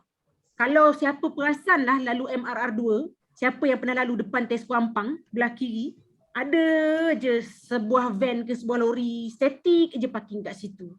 Tak ada buat apa pun. Dia cuma ada LED screen je yang bergerak. Dapatkan plumber. Hubungi nombor sini. Sebab kawasan dekat MRR2 tu selalu jam. Tak ada traffic light, tapi kenderaan bergerak perlahan. Orang sempat aja tengok kiri kanan. Pandai tak? Jadi kat situ pun satu contoh yang boleh jana pendapatan melalui produk atau servis yang awak ada. Okay? Jual barang, jual produk satu cerita, tapi apa lagi yang kita boleh buat, yang kita boleh dapat duit. Okay, terima kasih. Ini kumpulan 3. Okay, bila dia cakap just pengantaran tu, telekan dengan ada transporter sendiri. Alright. Cost structure ialah segala macam kos yang terlibat. Yang nampak dengan yang tak nampak. Dalam cost structure, bila anda buat business model canvas, dinasihati tidak menulis berapa ringgit Malaysia yang terlibat. Okay, sebab kita ni bila kita pitch kita punya business model canvas, kita pun tak tahu audience kita ni apa niat, apa dia punya intention. Kalau masuk pertandingan tu itu nampak lah. Tapi belakang kita tak tahu. Jadi cost ni sebenarnya rahsia. Okay. Anda hanya perlu meletakkan benda-benda yang penting. Contohnya utility, bill utility. Okay. Kos pengangkutan. Okay. Bayaran gaji staff. Kalau ada beli domain website, kalau ada yang buatkan website, okay, di website developer, okay, sewa, kalau ada menyewa, okay, kalau ada menyewa kedai, ada menyewa shop lot, tulis sewa. Benda tu difahami, okay. Tapi jangan tulis sewa RM800, gaji RM2000 kali 4. Jangan sekali-kali. Bukan jangan sekali-kali, dinasihati. Okay? Melainkan anda dapat projek tu, anda dapat loan tu, pinjaman tu, dia minta business plan. Kat sana anda cerita, detail, nombor-nombor, yang melibatkan nombor-nombor. Dalam BMC, tak usah cerita. Sempit, semak, banyak sangat nombor-nombor tu. Nanti dia tidak jadi satu canvas dah. Dia akan turun ke bawah. Dah tak jadi cantik. Tujuan kita nak tengok business model canvas ni sebab kita nak tengok semua dalam satu line. Bila anda libatkan kos cerita RM8 kali 4, RM2 kali 6, dia akan turun. Percayalah cakap saya. Business model canvas anda tidak akan jadi satu page lagi. Dia akan jadi 2-3 page. Dah tak cantik. Okey. Seterusnya, Rakan utama. Okey, kita tengok kumpulan 4 pula. Terima kasih kumpulan 3 kerana berkongsi business model canvas. Boleh kita share kumpulan 4 punya pula? So tadi Dr. Lin, apa nama tu untuk kos kita jangan letakkan dia punya numbers, kita cuma letak item kan. Okay. Dan kalau revenue kita boleh letak nombor. Kalau revenue boleh letak nombor. Aliran pendapatan. Boleh. Boleh letak Aliran nombor pendapatan. tak? Ya. Tak payah. Kalau tak banyak, tapi sama juga nasihat saya, tak perlulah. nombor bukan sesuai untuk dia kalau nombor tu tidak melibatkan rahsia syarikat terbongkar, tak apa Dr. Suwani. Contoh staff ada 8 orang, 8 staff, salary for 8 staff. Okay. Bukanlah 8 times 750 equal to tak payah. Tapi kita nak mengatakan, kita nak nanti dia ada tak payah tanya lagi, awak ni staff berapa orang? Kita dah tunjuk kat situ. Salary for 8 staff. Okay. Sama juga dengan revenue tadi. Katakanlah you ada menerima advertisement fix monthly daripada 2-3 syarikat yang memang pajak untuk setahun. 3 advertising company. Okay, boleh tulis nombor random boleh macam tulis. tu. Tapi tak payah tulis. Bukanlah tak payah. Saya tak berani nak cakap tak payah. Nanti mungkin ada guru-guru lain yang mengajar dia suruh tulis kan. Saya tak berani nak cakap. Saya dah banyak kali assess business model canvas competition. Bila budak-budak ni, bila peserta-peserta ni dia tulis nombor kat situ, dia punya business model canvas dia tak jadi selai. Yang tu saya kepantangan saya. Dan idea asal business model canvas ni landscape bentuknya. Bila dia tulis kos-kos ni, dia jadi portrait. Idea asal kita nak present business model canvas ni, kita nak semuanya terletak cantik dalam satu line sekali pandang. Bila dah melibatkan kos-kos ni, memang dia akan drag awak punya BMC jatuh ke bawah. Percayalah cakap saya, tak percaya cuba. Saya dah banyak kali berdepan dengan isu ni, memang saya tolak markah. Mereka ni adalah sipu-sipu mereka yang ajar. Jadi saya tak berani juga nak menidakkan sipu yang mungkin nama besar-besar kan, yang saya kaya ke, saya pun tak tahu kan. Jadi saya tak berani lah. Jadi saya tak berani cakap jangan. Saya nasihatkan tidak melibatkan nombor yang spesifik. Advertisement company tadi contoh dalam revenue, 3 kali satu company bayar 5,000, 15,000. Tak payah cerita. Okay. Sebab nanti kan ada drawbacks dia bila anda tulis terlalu detail macam ni. Okay. Orang akan query bila awak letakkan harga barang. Mungkin harga barang awak terlalu mahal daripada kos sebenar. Orang dah mengata lah. Orang dah boleh mengata. Dia kos tu RM2 aja. Ada kena jual kuih kampung sampai RM10 melampau no. Ada jadi fitnah. Kita pun tak sedap kan. Dia benda-benda yang dalam kain syarikat kita jangan cerita dengan orang. Dia untuk kita. Okey, kumpulan 4. Kita tengok business model canvas kumpulan 4. Kumpulan yang terakhir. Okey. Syavela Alodia ni Melayu ke? Bukan. Saya cakap Melayu ni nanti dia tak faham pun. Dia faham. Dia intern kita. Intern YSM. YSM. Dia faham tak saya cakap Melayu ni? Kau penat? Saya cakap Melayu faham. Faham tak? Dia from Sumatera. Saya memang buat program ni untuk dia tau. Orang lain saya tak buat. Saya memang buat untuk dia. Jadi kalau dia tak faham, susah hati saya. Tak. Dia our intern. Nama dia Comel. Okey, terima kasih kumpulan 4. Okey, sekarang saya beralih pada rakan utama. Tadi saya dah sentuh kotak nombor 3, kotak nombor 5, kotak nombor 9, kotak nombor 8 saya dah sentuh. So sekarang saya beralih kotak pertama, rakan utama. Kalau tuan-tuan dan perempuan tengok tadi, dalam kita punya layout, even sekarang pun depan mata kita ni, kotak 1, kotak 3 dan kotak 5. Perasan tak dia panjang? Dia panjang tau. Dia memanjang ke bawah. Okay? Realitinya, bila tuan-tuan dan perempuan berniaga, rakan utama tuan-tuan dan perempuan ni ramai sebenarnya. Bermula daripada mula-mula tuan-tuan perempuan nak berniaga, tengah berniaga, selepas berniaga. Siapa tahu rakan-rakan utama ni? Kalau kita nak berniaga, kita buka syarikat, kita pergi SSM. Lepas tu kita minta fund, kita minta duit, kita pergi bank. Lepas nak berniaga, katakanlah dekat majlis perbandaran. Kita berurusan dengan majlis perbandaran masing-masing. Kalau Kajang lah, kalau Ampang lah, kalau di Johor lah, Dewan Bandaraya Kuala Lumpur. Lepas tu katakanlah kita nak ada undang-undang, nak ada lawyer. Sebab melibatkan shareholder dan sebagainya. Kita akan melibatkan pejabat lawyer. Itu juga rakan utama kita. Supplier kita, itu rakan utama kita yang membekalkan barang-barang mentah. yang membekalkan kenderaan contohnya, okey, membekalkan latihan. Dalam hari ni sekarang ni, sekarang ni kalaulah tuan-tuan perempuan kira ini sebagai saya sebagai rakan utama, so saya daripada pusat keusahawanan merupakan rakan utama juga kerana saya memberi latihan kepada tuan-tuan dan perempuan. Jadi sebab tu kotak dia memanjang ke bawah. Ramai yang terlibat dengan kita punya perniagaan ni secara langsung dan secara tidak langsung. Supplier, majlis berkuasa tempatan, undang-undang, institusi pengajian, SSM, pejabat lawyer, bank. Sebab tu dia panjang ke bawah. Sama juga dengan segmen pelanggan. Kenapa kotak dia panjang ke bawah? Mungkin dalam kes food truck ni tak ramai. Tapi kalaulah perniagaan tuan-tuan dan perempuan tu melibatkan retailer, wholesaler. Contoh, tuan-tuan ada pasar raya sendiri. Macam pasar raya Tesco tu. Nama lain lah yang nama Tesco. Dalam tu mesti ada macam-macam jual. Ada jual barangan kanak-kanak, ada jual barangan orang perempuan, barang orang lelaki, barang dapur, pokok bunga lah kan. Jadi segmen pelanggan tu akan jadi panjang. Ibu bapa, sport lover, okay, yang suri rumah. Sebab tu dia jadi panjang. Okay, dalam kes food truck ni tak panjang lah. Tapi dalam kes kalau terlibat barang-barang yang melibatkan banyak segmen dalam satu kawasan, segmen pelanggan dia akan jadi panjang. Okay. Jadi yang kedua, aktiviti utama. Aktiviti utama ni apa juga aktiviti yang terlibat sebelum, semasa dan selepas sepanjang proses tuan-tuan perempuan berniaga, tuan-tuan perempuan nak dapatkan projek. Okay. Yang utama tau. Aktiviti tu mungkin ada banyak, tapi yang utama. Dalam kes kampung food truck ni, delivery, betul. Preparation, betul. Jangan lupa, jangan sekali-kali lupa. Ada 3 benda yang penting yang perlu disentuh sebagai aktiviti utama. Yang pertama ialah promotion. Itu ialah aktiviti yang mesti semua orang ada. Okay, bila kita berniaga, tak percaya tanya guru-guru marketing. Saya bukan guru marketing. Tapi 4P tu. 4P tu promosi ialah satu daripada.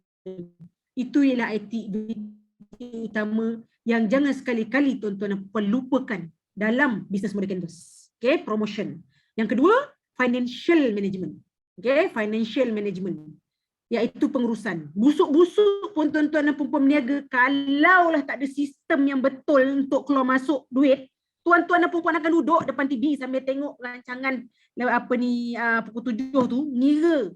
Hari ni aku jual nasi lemak berapa, untung aku berapa. Nak alihkan modal untuk besok pula. Itu paling-paling lah. Tak percaya tanyalah. Kalau kita ada mak bapak yang berniaga nasi lemak ke, berniaga roncik-roncik ke. Okay, lepas-lepas maghrib atau tutup kedai tu, kedai tutup tu mesti dia kira berapa untung. Ada yang bagusnya ada sistem lah. Dia ada buku, dia ada software dan sebagainya. Tapi paling-paling pun kalau kita berniaga roncik-roncik pun, kita ngira. Okay, kita ngira berapa modal kita, berapa kita dapat hari ni, berapa nak masukkan dalam tabung. Itu financial activities. Okay, promotion, financial, lepas tu yang main activity yang melibatkan bisnes. Dalam kes ni, preparation food lah, sebab dia melibatkan food. Okay, jangan lupa tu ya tuan-tuan dan puan. Okay, itu aktiviti. Yang seterusnya sumber utama, resources. Ini ialah barang-barang, mesin, kenderaan, orang, okay, yang perlu ada, modal yang perlu ada dalam business model canvas. Okay, dia nak tengok modal, kita mesti ada modal, jarang kita bermodalkan Ailio. Okay, kalau Ailio pun modal juga, okay, untuk kita berniaga. Kemudian tenaga pekerja, manusia, okay, human. Kemudian kalau kita ada mesin, kalau kita berniaga pastry dan sebagainya, kita ada mesin uli dan sebagainya, that is our resources.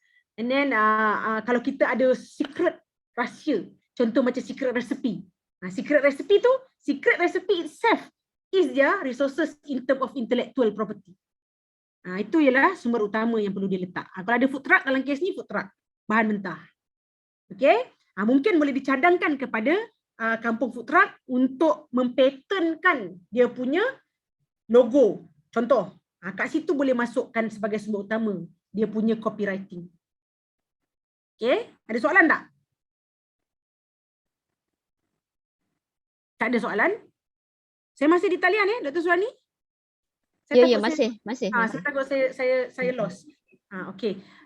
Seterusnya perhubungan pelanggan. Okay, macam mana anda recruit, retain customer. Anda dapatkan customer baru dan anda kekalkan customer yang ada. So, apa caranya? Caranya Okey, mungkin perlu dibetulkan sikit dalam kumpulan 4 ni Apa yang anda tulis, apps, social media, telefon ni sebenarnya betul tapi dia tidak dari segi itemize dia yang anda tulis ni apps, social media dan telefon ni lebih sesuai untuk berada di nombor 7 daripada berada di nombor 4. Okey, ni kita belajar sama-sama kumpulan 4 dan yang lain-lain juga.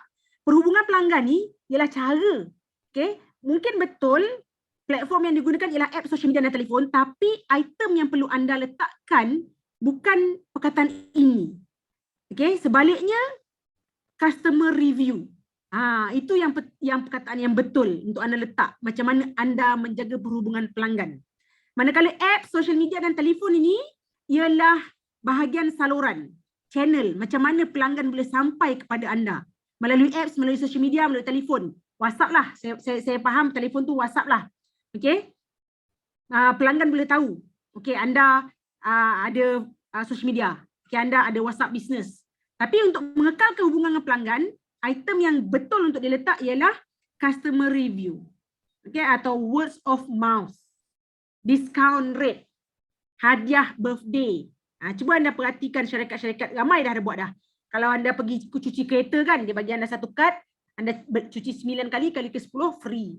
Tu contoh macam mana dia nak suruh anda datang beli kat dia balik. Macam banyak pasar raya buat birthday discount, birthday voucher waktu bulan birthday kita. Contoh pun macam pangwayang GSC. Okay?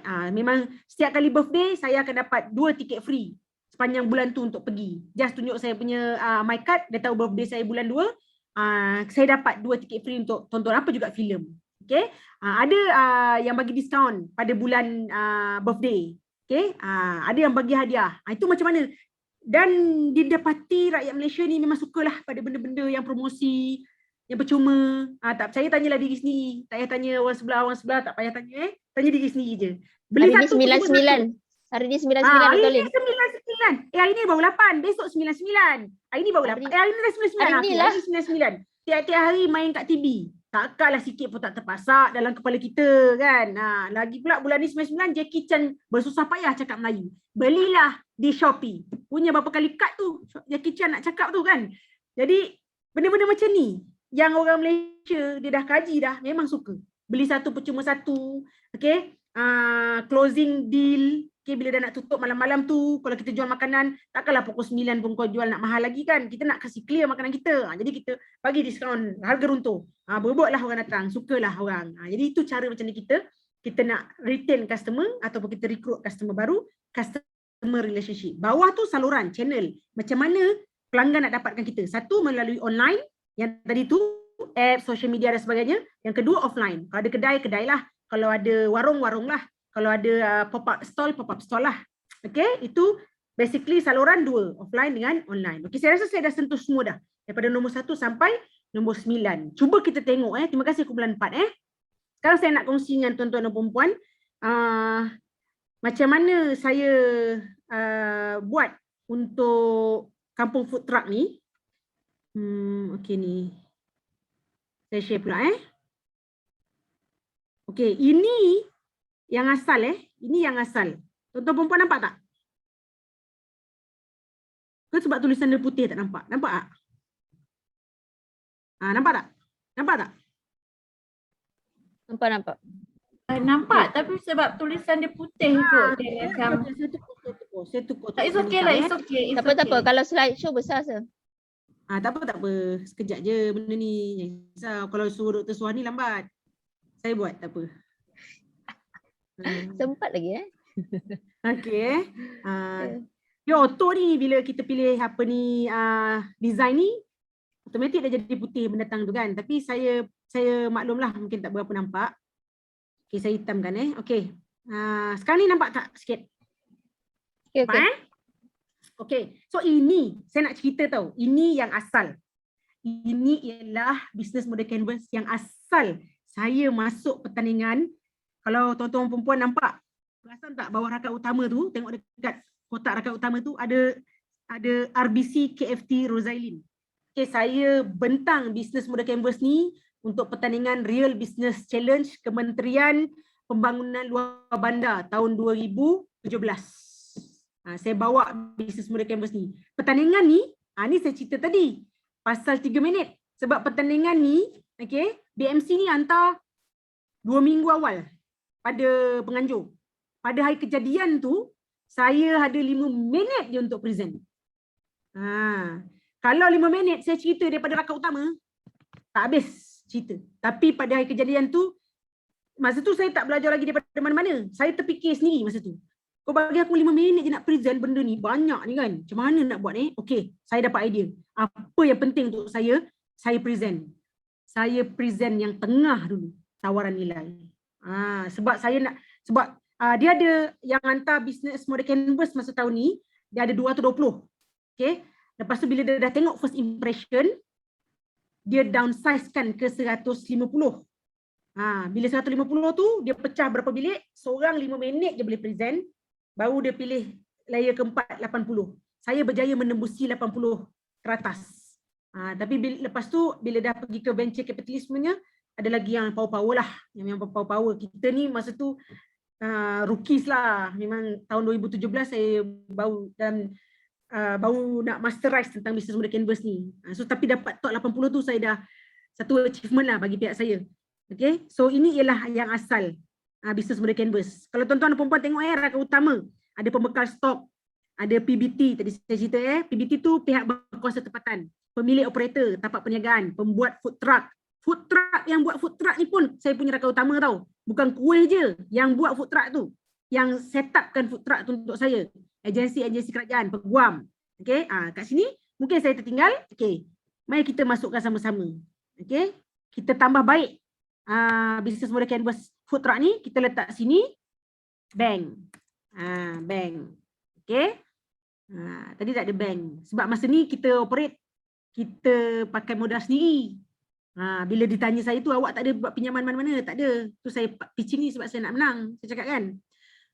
Kemudian aktiviti utama, jualan food truck, dapatkan pembekal, menyiapkan food truck, mendapat tapak, mengambil pekerjaan, pengurusan kewangan, menjana pendapatan. Okay. Jadi kita tambah sini, promosi. Promosi online, offline. Kita nasihatkan dia kampung food truck ni. Sumber utama, modal, para pembekal, para pekerja, food truck itu sendiri, pejabat, tapak perniagaan, lesen. Strategi promosi. Okay, kita patternkan, kita plan untuk patternkan strategi promosi kita.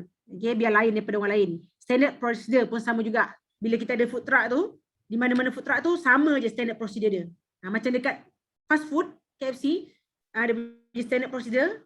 Kan tak boleh sembarang call kejap nak tu. Dia ada standard, layout dia standard, barisan dia standard, queue dia standard, kan, menu dia standard. Itu maksudnya standard operating procedure. Dan pengurusan check-up. Tawaran nilai, makanan yang lazat dan berkhasiat, keluaran tempatan, halal. Okay, tadi saya tak nampak mana kumpulan yang meletakkan halal sebagai value proposition. Itu sangat penting bila membezakan antara makanan kita dengan makanan orang lain. Okay. Variasi tadi ada sama. Makanan keluaran Bumiputra Islam. Masa ni tengah sibuklah kempen Buy Muslim First. Jadi saya exploit that situation, opportunity tu untuk highlightkan value proposition kita ialah makanan keluaran Bumiputra Islam. Bersih, cepat dan mesra. Okay, saya boleh tambah tadi, bagus tadi cadangan tadi, penghantaran hingga ke depan pintu rumah. Okay, tadi cadangan tadi . Kemudian tadi e-hailing, perkhidmatan e-hailing. Okay, tadi ada yang mencadangkan tadi. Okey, kemudian dari segi kepada rakan niaga, sebab kita ada buka juga lesen untuk orang lain run kita punya food truck ni, cadangannya bayaran cepat. Bagi kita punya ejen tu. Kepada pekerja, kita konsepkan keluarga dan ada bagi latihan sikit, self improvement untuk self improvement. Okey, perhubungan pelanggan. Tadi kan promosi melalui truck, melalui Facebook, WhatsApp. Betul tadi kan dia cakap apps dan sebagainya, kumpulan 4 tadi kan. Tapi kena tambah perkataan dia. Kena ada kata kerja di depan itu. Okay, word of mouth, layanan mesra, perkhidmatan cepat, penyediaan diskaun, mengambil kira semua cadangan pelanggan. Cadangan pelanggan ni akan dapat melalui customer review. Dia tak akan dapat on the spot, dia beli tu. Kalau dia nak mengata pun dia tak mengata depan-depan, dia akan mengata kat social media. Okay, jadi kena berlapang dada. Okey, saluran, hotspot, pasar malam, acara-acara tertentu, kawasan rekreasi, majlis perkahwinan. Yang perlu ditambah dan dinasihati, tadi ramai yang buat. Okey, kita perlu ada social media. Masa tahun 2017 ni tak berapa serius sangatlah tentang perniagaan digital ni. Sejak 2020, 2019 sampai sekarang ni memang social media ni satu platform yang sangat power lah. Okay, kita boleh cadangkan.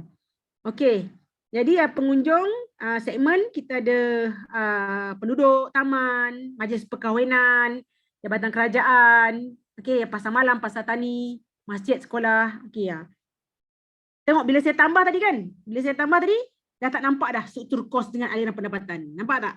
Apatah lagi kalau anda semua tambah kos tu, tulis RM1 kali 2. Saya baru tambah perkataan aja tadi. Dah tak nampak bawah. Tengok tak nampak. Okay, jadi kena kecilkan sikit tulisan ni. 13, 12. Biar dia boleh naik dan bila saya pancarkan, tuan-tuan perempuan nampak cost structure dengan aliran pendapatan. 12 orang pekerja. Tadi bersebut pasal number Saya menjawab soalan Dr. Suharni. 12 orang pekerja, 6 food truck, stok makanan, sewa pejabat dan utility, lesen-lesen, selanggara, strak, maintenance, minyak dan tol, aktiviti promosi. Kena keluar duit aktiviti promosi. Kadang nak buat flyers, buat iklan, buat banner. Okay, yang guna cara offline, cara online free lah. Okay, yang konvensional masih lagi kita guna. Okay, post system yang kita masukkan duit cash registry tu, insurance, alatan dan contingency. Bila ada tulis contingency tu, maksudnya kalau ada judge ke, kalau ada funder ke yang query, awak tak ada tulis ke kos ni? Tu semua dah masuk dalam bawah contingency lah tuan. Awak ada backup answer untuk that. Aliran pendapatan, jualan food truck, ada sate, pizza, pau, biryani, asam pedas, menjadi ejen. Okay, menjadi ejen tertentu sebagai pendapatan sampingan. Maksudnya di sini, okay, kita letak barangan orang dekat tempat kita. Katakanlah apa ni, Dr. Suharni dia ada krepek dia tahu. Dr. Suharni ada krepek dia ada brand dia. Dr. Suharni lantik saya jadi ejen, saya akan letak dekat food truck saya. Dr. Suharni bayarlah saya. Okay, sebab food truck saya bergerak. Dr. Suharni tak bergerak, ada kat rumah dia. Okay, tadi kita boleh tambah lagi aliran pendapatan, cas pengantaran. Saya ambil cadangan tuan-tuan dan perempuan cas pengantaran. Okay. Pengiklanan. Okay. Itu contohnya. Jadi inilah tuan-tuan dan perempuan, serba sedikit yang saya boleh kongsi dengan tuan-tuan dan perempuan. Okey tak? Okey tak? Tak okey saya balik. Okey tak tuan-tuan dan perempuan? Faham tak? Faham tak? Okey, ada soalan tak? Okey.